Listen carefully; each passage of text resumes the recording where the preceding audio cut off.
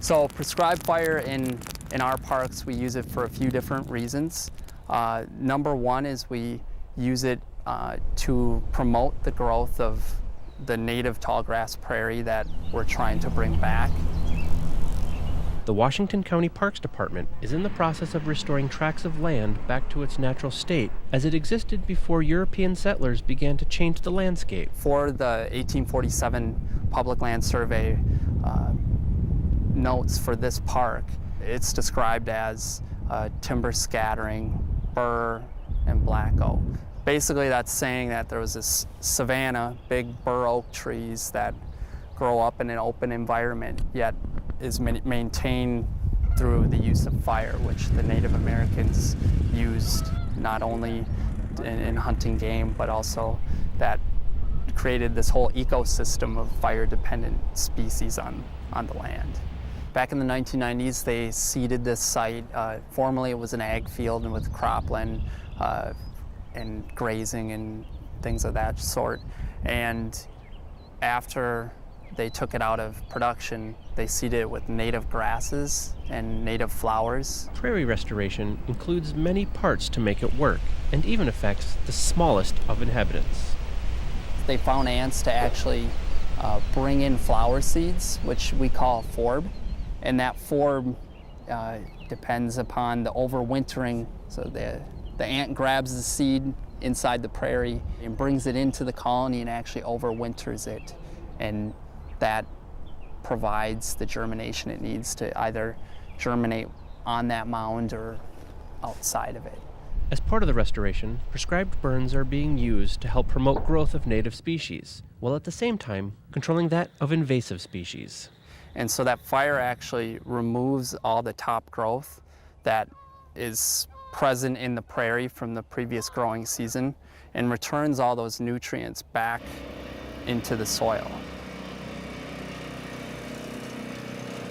A lot of people don't know that the prairie, most of the prairie's plants, all the plants you see above here is just a little part of the whole system below it. And there's prairie plants that their root systems go anywhere between 3 to 16 feet deep, and they're filtering water and any pollutants out of that. Lots of planning and preparation go into ensuring that the burn is safe and effective. Before we even get out here and are able to burn, it starts with me identifying where and when we're going to do that burn. We go to the Minnesota DNR and we actually get variance approvals from the region-wide forester for this area. That forester will then review our burn plans and actually come out to the site and ensure that they're safe to conduct a fire in. So the day of the burn, we meet out on site the night before, and during the night I'm checking the weather to make sure that the forecast is good for a burn day. We don't burn when there's 20 mile an hour, 30 mile an hour winds. We're only burning if it's less than 15. We're making sure that the humidity it's not too high where it's really hard to start a burn, but it's also not below 20 where we have a really bad fire hazard on there. At that time, the crew's already mobilizing out on site. They have the water trucks filled with water, and they have all the equipment that we're going to need to conduct the day's burns. In addition to our mowed turf trails that we actually have a staff member go and cut down more of the prairie adjacent to those trails to establish a burn break.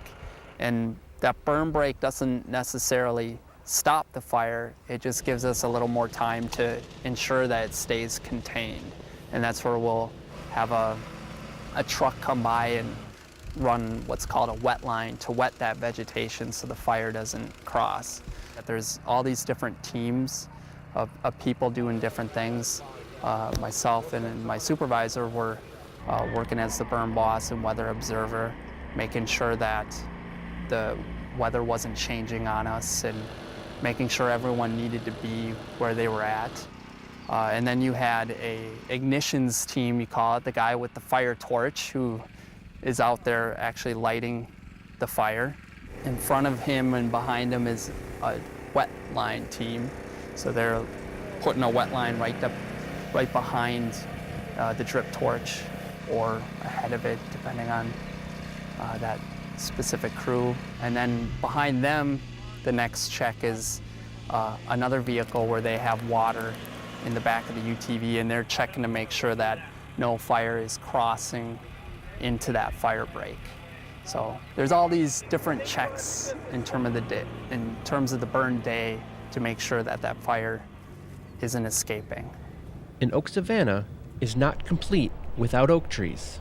We have probably 100 or so bur oak seedlings throughout the prairie here, and we're hoping that we can at least get 50% of them to live and make it to those big bur oak trees that you often see when you come across a savanna landscape.